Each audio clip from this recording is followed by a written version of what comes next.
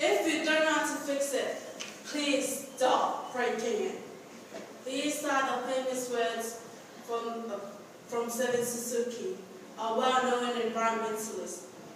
Hello, my name is Lana, and I'm here to address you about the very serious state of our environment. Because I care deeply about our environment and want to preserve it for the next generations. Let me ask you a question. Do you recycle?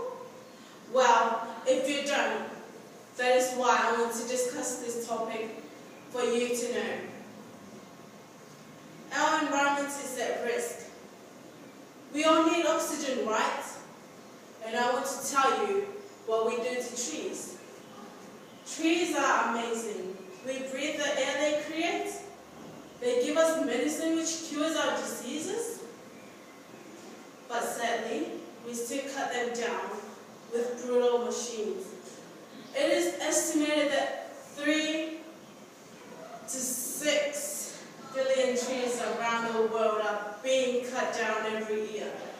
In India, 1973, women and children showed their love for nature during the tree code movement by hacking the trees, refusing to give up until the locusts finally gave up and went away.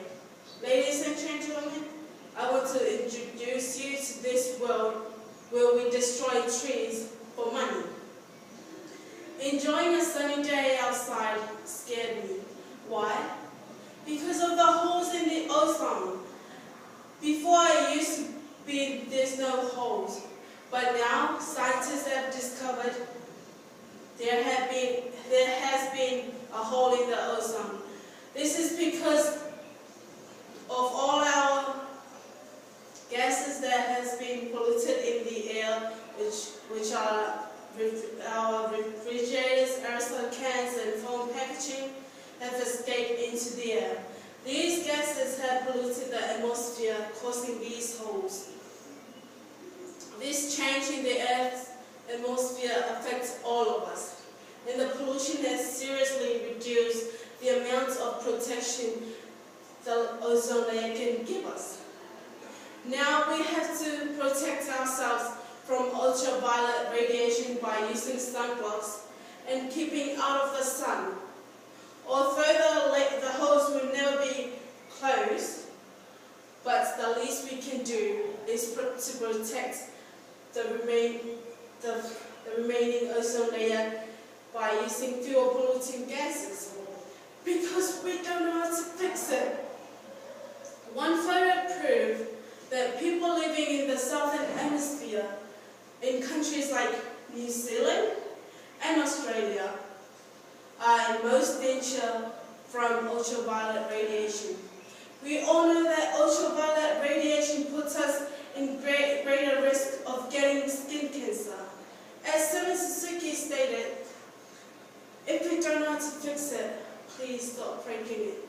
We can stop polluting the air by figuring out a solution. I am afraid to breathe the air because of the poisonous chemicals in it. Have you heard about the choking cars? Well, they are called the choking cars because cars' exhaust fumes affect human health.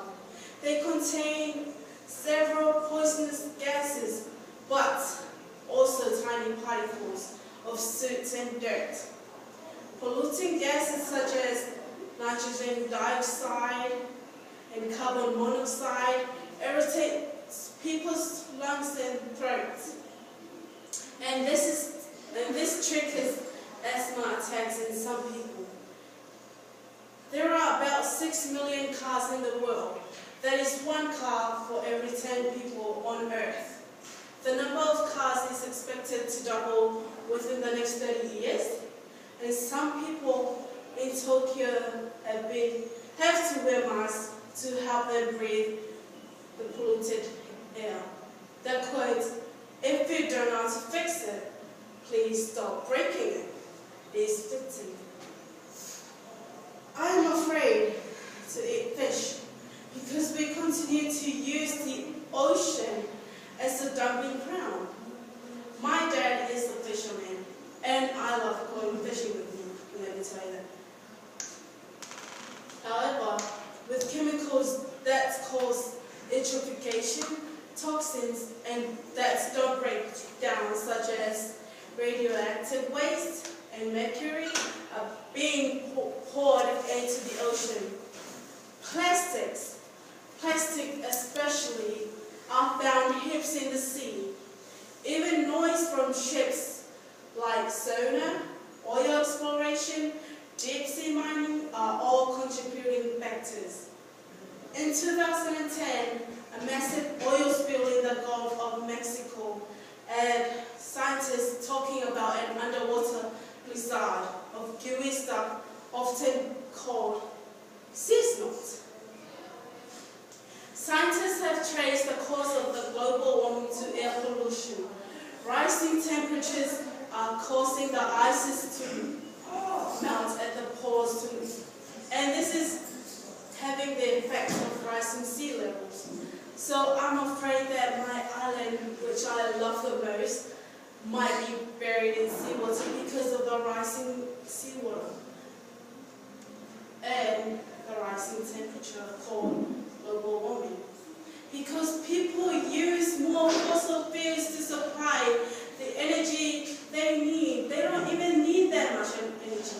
This has increased the levels of carbon dioxide and carbon monoxide in the Earth's atmosphere, which is trapping more of the sun's heat and rising global temperatures. The trapped heat seems to be warming up climates around the world. In some places, such as in Antarctica or up high the mountains, the extra heat is melting the ice. Hotter weather is drying up trees so much that they catch on fire easily. What I'm most afraid of is that graph shows that sea level rises the ice of the polar regions, adding more water to the world's oceans. If the sea level continues to rise, the sea could flood some islands like my island, which is called Nasa if you're wondering, and some coastal towns again. If you don't know how to fix it, please stop breaking it. I often wonder why the nation of the world, especially the rich, developed ones, can't come together and agree on a strategy that will address the issue of pollution. There have been many conferences held over the years to map out the planet, but sadly, up to now, there has been no lasting agreement. I am passionate about this issue because planet Earth is our only home, and it is up to us to look after it. Betraying nature is like betraying ourselves, because whatever you're fighting for, whether it's racism, poverty, feminism, gay rights, or any type of equality, it won't matter. As Richard Williams stated, if we don't all work together to save the environment, we will be equally extinct. This worries me because planet Earth is the only planet who can support living things. And this generation even have the guts to destroy planet Earth. So please, if you don't know how to fix it, please stop breaking